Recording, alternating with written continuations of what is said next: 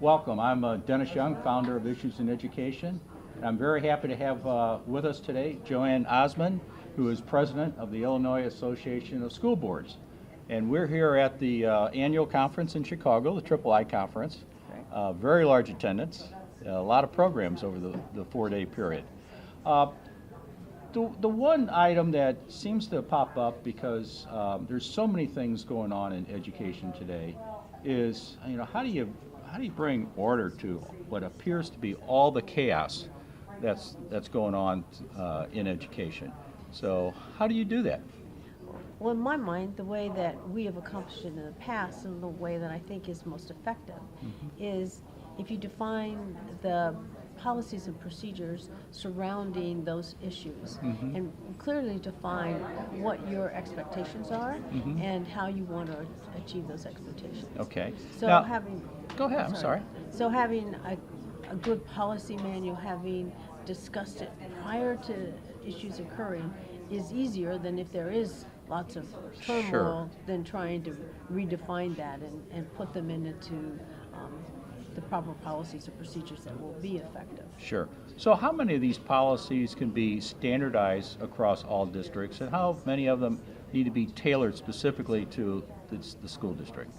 Well, in my opinion, the basic of all of the policies, which is really what the board is responsible for, are very similar across the state. So there's some basic things in each policy that are very much the same. Then each one can be tailored to that district's needs. I see.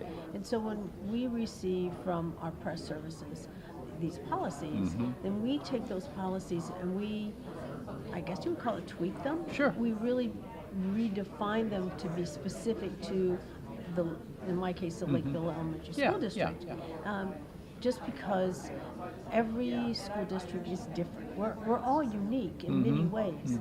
And then I'm also the president of the CEDAW, which is our special education district of Lake County. And their policies, while have some basic similarity, are also very unique. And in their case, it's because it's a co-op. So they have to be redefined to fit the needs of the district. What are the areas that I guess are most troubling to a school district that they need policies to follow, such as human resources versus finances versus some other areas? Well, fortunately for us, things are divided in a very logical way. And again, that's what helps us bring order because there's a section for student behavior. There's a section on education and teaching and curriculum. There's a section on transportation, a section on finance. There's a section on working with the community. So there's multiple sections within our policies, and each one of them have quite a few policies under them that define how we're going to interact. When we have people come to a game, how do they behave? What are our expectations of them? What's the standards? Things like some advertisers or some companies would like to advertise on our school property. Well, what are our standards?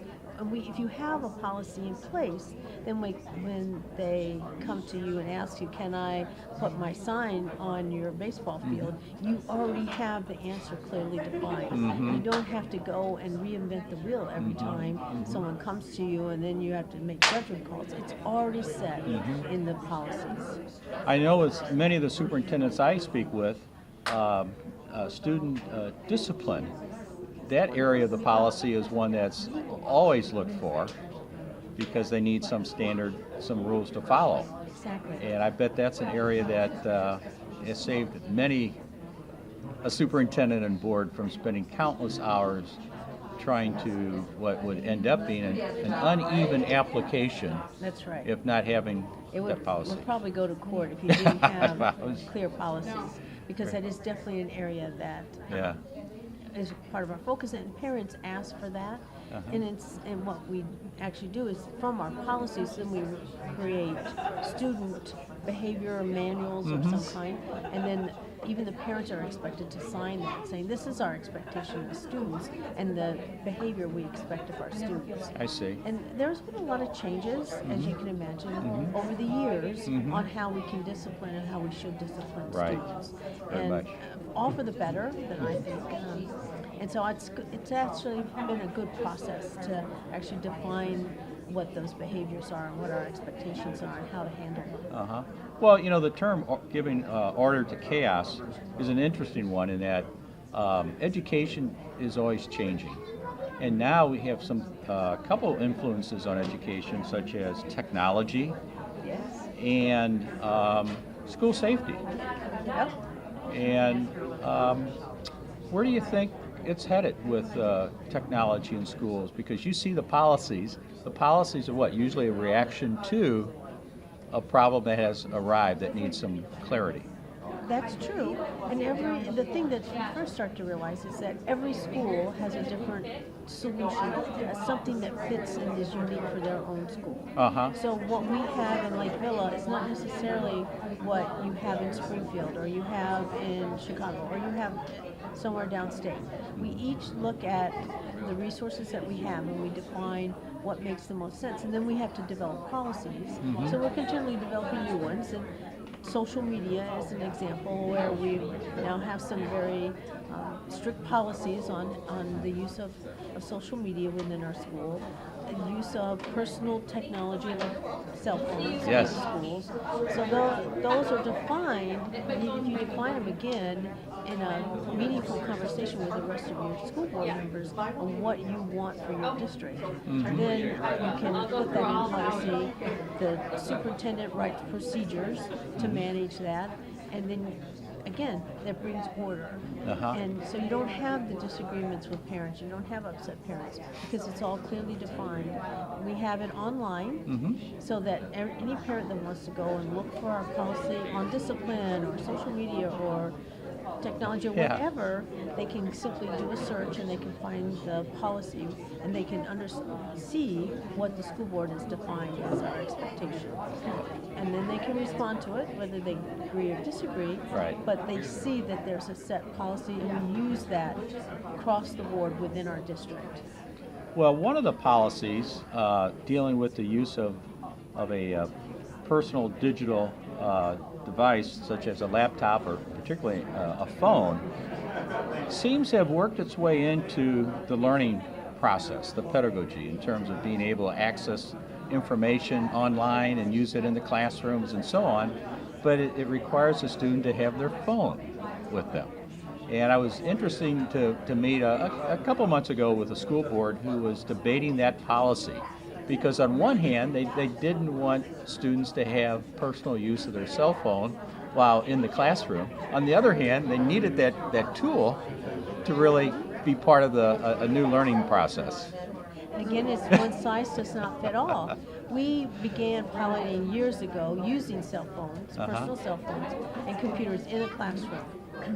And then we decided that that wasn't really effective because it required an awful lot of time from our IT folks to really I see. manage that whole process. I And see. so we have purchased computers for all our students. So our students all have their own personal computers. They don't need to bring their cell phone to class. They don't need to have those tools I that see. they bring from home. And we found that it really helps our school run better. So we have a technology committee. Parents are on it. School board members are on it. We have several people that are on this committee, and then they decide what our technology is going to look like in the entire school, and what grades they're going to start using it on a one-to-one basis. And some of them have shared with the younger grades. So it really is a solution that's really dependent on the community and what the community expects. We did a community engagement a couple years ago, and the number one thing on that community engagement was that we weren't using enough technology in our schools. And so we heard from the community that they really wanted to see the kids using computers, and they wanted the whiteboard. So the PTO, now this is probably 10 years ago, bought whiteboards, or the boards that The you smart can- boards. smart Yeah. boards. Yeah. So that we had smart boards in all of our classrooms.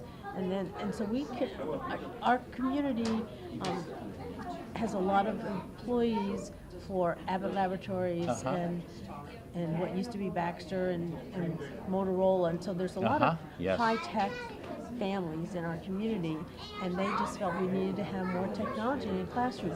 Not only the parents, but also the rest of the community and the business owners, because that's the type of community we are.